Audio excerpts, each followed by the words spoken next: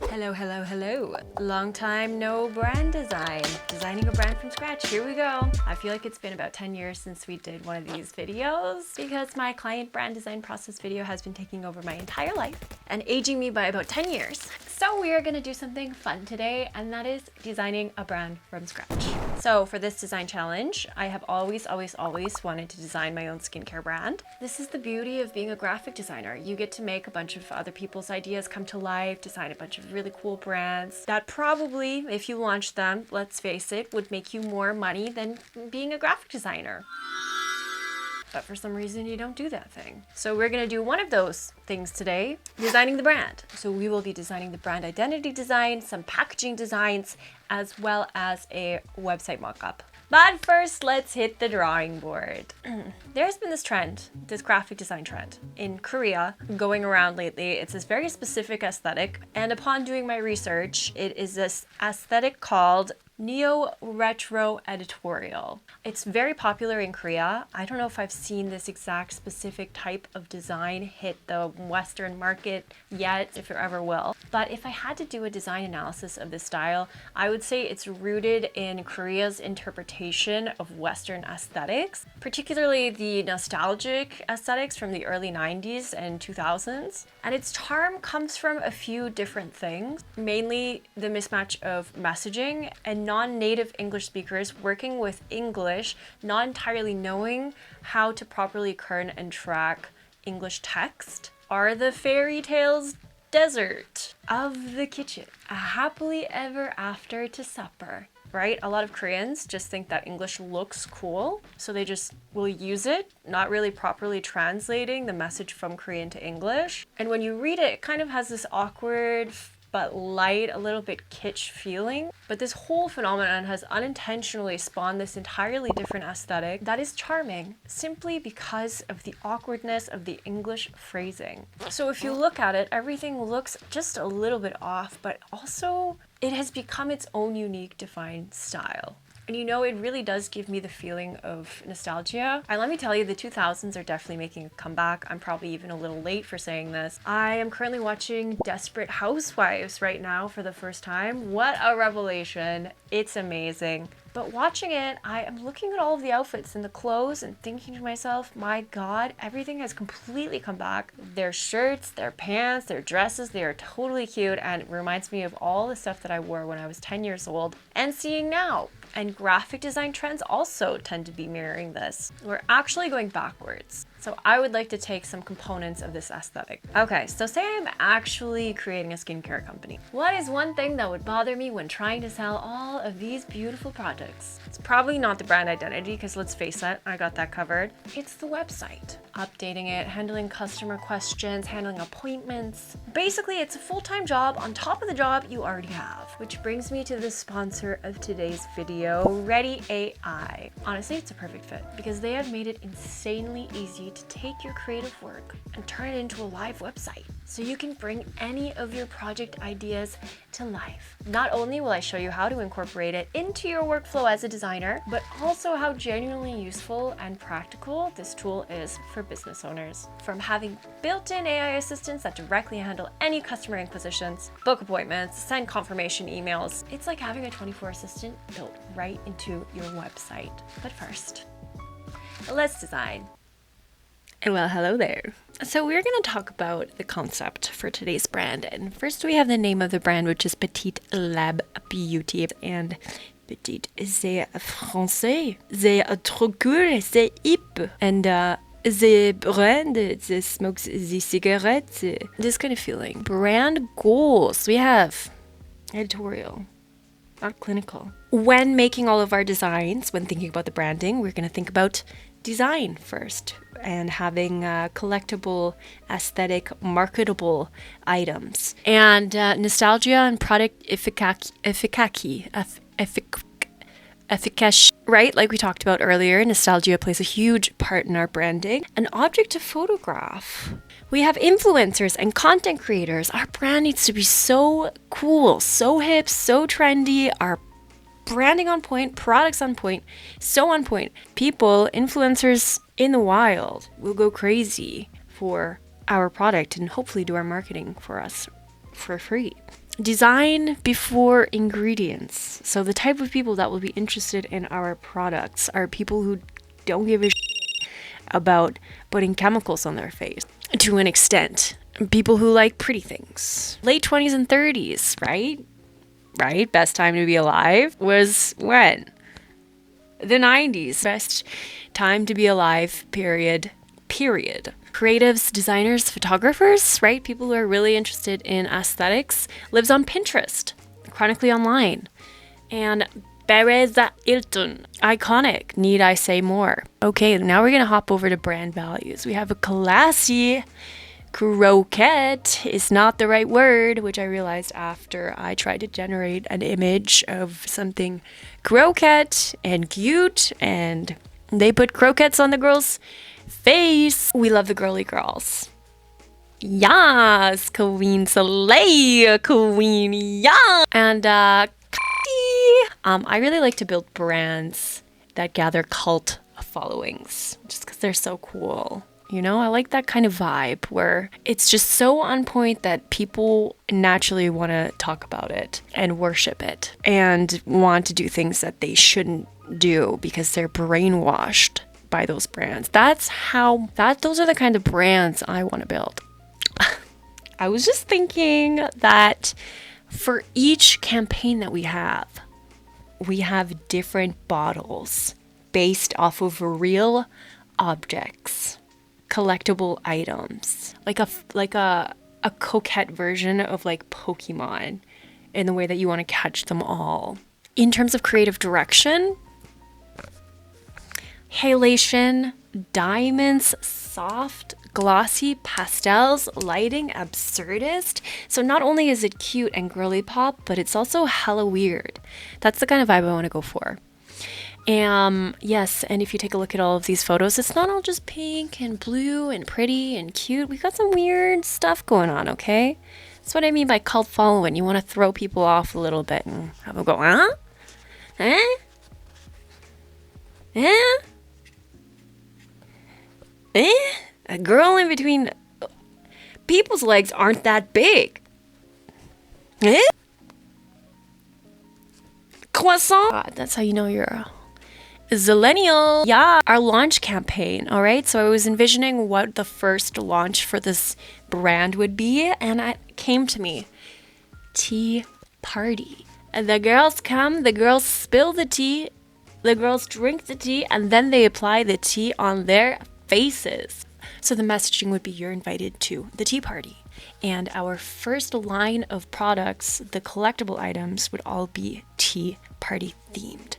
Stuff like that. So I went ahead and I made these mock-ups. So this is the idea for my first product line. We have an ice cube themed lip gloss. We have, this is supposed to be like a sugar jar, but like cute, hella cute.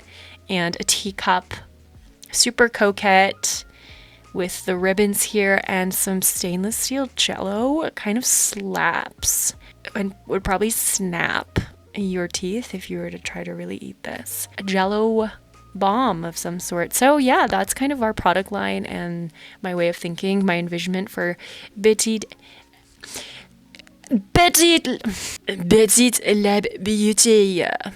So basically, I'm just going through and doing all of my pinning, getting all of the coquette, super cute, girly pop things, lots of blues, baby blues, and pinks, and I'm just trying to get all of my colors directly from the mood board itself. For the logo, I really wanted to try to copy this kind of style of the big elegant loops. Here's me struggling with the pencil tool, which others seem to just use so effortlessly, playing with the stroke and the width to make the ends a little bit thinner and more thick in the middle. I can't decide whether or not I hate the pen tool or the pencil tool more. I do think that I prefer the pencil tool just a little bit because it makes me feel like an artiste, whereas the pen tool makes me struggle. And here's me just playing with the loops until I feel like I have something that I like. You know how there's like vibe coders? I'm a vibe designer,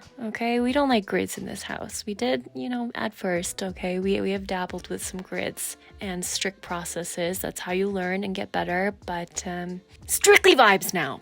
So after struggling with this for a long time and trying to get exactly the right loops, they all look the same. I don't know why I did this so many times. My God, is she still going? How long did I spend on this? The thing is, I only wanted to have one logo concept. Oh, it looks like I'm done with it. So now I'm just smoothing them out and making sure everything looks like it is supposed to. Like I didn't struggle with the pencil tool, and naturally it just all came together. The font was even like this. That's the vibe I was going for, and just playing around with it. And here's the thing I love this process of just fine-tuning everything, making sure it just looks very smooth and effortless. But what I was actually going to say was I love this.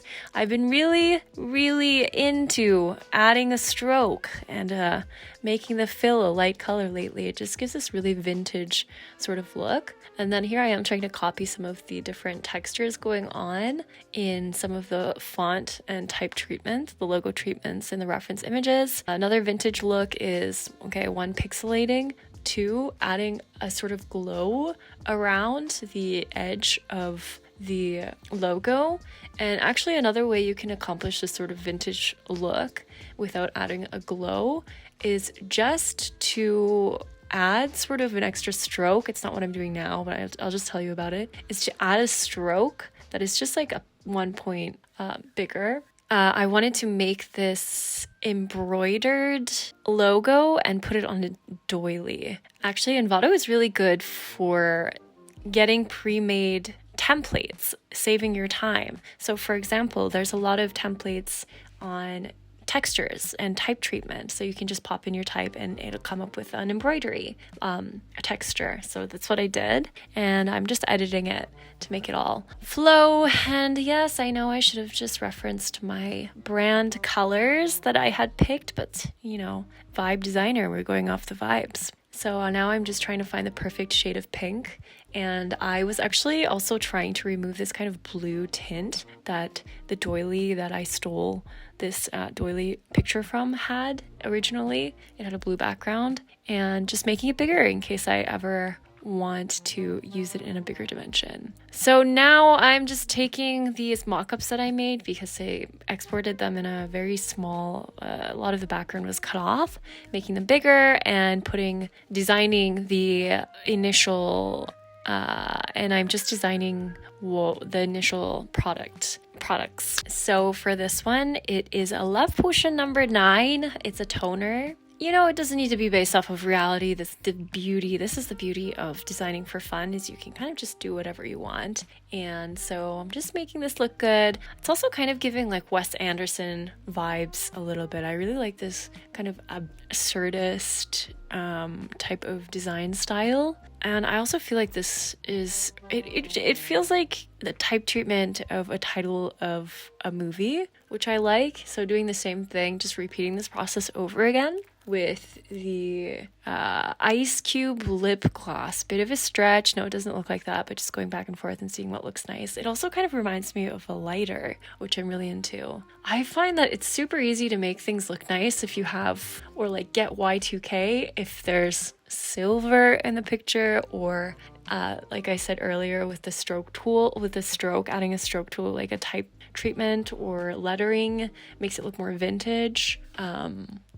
And those are things that I frequently do, or like adding a threshold filter, adding some noise. These are designer tricks that you just have up your sleeve and use frequently, so frequently. So I was just playing around to see if I wanted an actual ice cube on the packaging, but I figured it looked nicer, more minimalist. And here I am doing the same thing. So this one isn't actually a cosmetic packaging. It's more so just for the vibes, kind of like a campaign picture. And so I did the same thing with Envato. I downloaded a template to make an embossed text, which would probably take me so long if I just did it myself. And it takes me 2 seconds if I just download a template. And I'm putting that metal embossed on the Jello to make my campaign picture / website picture. And you can also call it a vibe picture. And just playing around with the lighting to make it look more vintage. So here we have this cutesy packaging, and I did not like the way that they generated this tumbler. So I'm just regenerating it, and I'm like, maybe I'll put ice cubes, but not. And again, just making it into a smart object so I can add and design the label. Usually, you know, you would, if you're actually designing a label, you'd probably do it on Illustrator, but we're vibe designing today. This is just for fun, so we can skip a few steps. Just playing around to see how I want this image to look. I decided I like the white text better than the dark, and it's nice to have some variety, so we went with that. And this, didn't use it, just was seeing if I wanted to do something with that metal thing, but nope. And so love this. I just love how smooth everything looks, and I thought it'd be super cute if the logo was on top of the heart. And then playing around with the design again, Mellow Jello is what we settled on, the name, because we're mellow, we're jello, and just playing with the 2 different typefaces that I had decided. And the fonts are Helvetica and another one, Borden ? I probably should have mentioned this earlier. And again, looks really clean. I would say this looks very Korean, to be honest. There's a lot of packaging design looks like that here. And finally, we're making our poster marketing material for, you know, the launch of our campaign. So just making it look Lolita, coquette, super cute, playing around with some of the textures that I've seen. Gradients is also a big one if you want to make things look very Y2K and in this style. And a soft gradient with like a pastel color always works well. And here I'm just trying to recreate one of the checkered images that I saw by simply making a checkered image and then adding the Gaussian blur and then allowing some of the doily to come back in. And I always, you know, go back and forth from the mock-up to how it looks like when it's exported, mock-up, how it looks like when it's saved, mock-up, saved, mock-up, saved, so I can make adjustments, especially when you're making your own mock-ups. It's really easy for it to look hella weird, so that's what I'm doing here. And again, trying to just copy this very Korean weird style of the copy not really making sense, but feeling interesting. Like tea time is the place you go when you want to feel something deep in your heart. It is a concept for the love that everyone has. That is the craziest, weirdest run-on sentence, but for this kind of thing, perfect. So just playing with this mock-up until I'm happy with it and to feel like it's representative of the vibes that I'm going for. It's actually, I think this was a very fun project for me. Just while we have the time here, I have been super, super busy, and it's nice to just do something for fun, to be honest. I mean, it's still work, but it was fun to do this. A lot of the things I've been doing lately have just been really administrative, boring stuff, so it's cool to be able to use your creativity and make nice things. This was another mock-up that I generated using Envato, their AI generation tool. I have no idea what image model they use. I could look it up in 2 seconds, but it's awesome. And now we're gonna get into the Readdy.AI portion of this video. So I really was excited to try out this tool and to make a cool website with it. So basically how it works is you can tell it why you would like to make a website and give some inspiration pictures, and it should make something similar to that, or at least following the layout that you had in mind. And the thing that's nice about Readdy.AI is you can change the fonts to Google fonts just by typing in the chat and asking it to change those. So that's basically what I did, and I wanted it to change the copy itself, so I just asked ChatGPT to help me out with writing some of the copy and gave it the names of the products that I came up with to help it get those vibes. And basically I'm just trying to pick a nice font that I feel like is representative of the brand that I designed. And so every time you feed it a request, it updates the website. And the nice thing about Readdy.AI is if you're not a designer, I think this is perfect for you. Or if you would like to help your client see and visualize what their materials look like on a real functional website without taking the time to, make everything and have all of those interactions, when you hover on something, the picture gets bigger, etc., etc. It helps the client and you to, visualize the brand that you created. And it's really easy to just hook it up to any integration. You can turn it into a real website with a click of a button just by adding a domain. So here I am just making some final adjustments. I wanted to actually add in my pictures. The one frustrating thing, and I don't know if I'm just not familiar enough with it, is that if you would like to customize the images, you have to go in and do it one by one, and it reloads the entire website, and which takes like 1 or 2 minutes, which is very frustrating when you have the attention span of a squirrel and a second feels like an hour. So, but other than that, I think it was very easy to kind of use and play around with this website. You can put in your own custom logos just by putting it in the chat. Basically everything you need to do, you can do with the chat or by using the selector tool, which allows you to select specific elements on the website and change it. But I would say the winner of this website is the Readdy agent. So you can actually set up an AI chat agent on your website that will answer questions for you from customers. You can feed it a general idea of what your website is so they can give answers to the customers right away. But you can also insert your own custom questions and general answers, how you would reply. And I wanted to test it out. So I confessed my love to this website, this robot, after asking it. And I told it to reply as if it was in love with me too, ooh.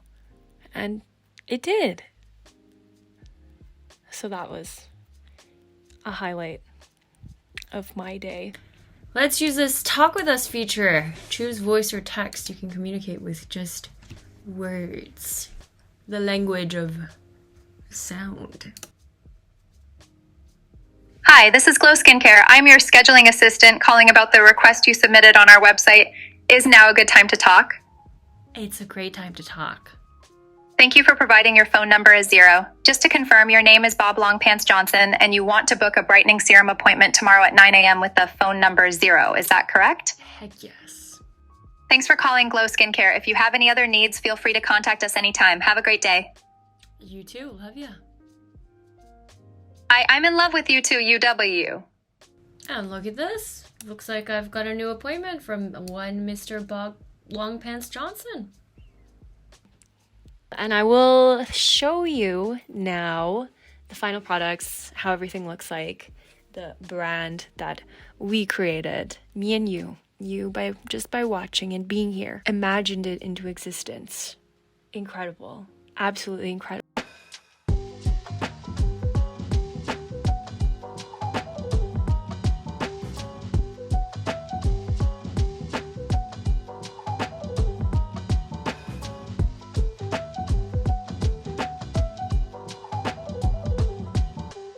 Thank you so much to Readdy.AI for sponsoring this video and letting me try out their amazing tool. If you are at all curious about trying out Readdy.AI, do not forget to visit the link in the description down below. Designing this brand made me think I really should be designing brands and then also turning them into actual products. But I also feel like there needs to be 7 of me if I do that, because I am already wearing way too many hats and I should probably focus on finishing my client brand design process series first. So we'll try to finish that off first and then see how that goes, and maybe Petite Skincare Labs you'll see that hit in the market after that. And I wanted to say thank you again for watching this video. If you liked it, make sure to give it a thumbs up.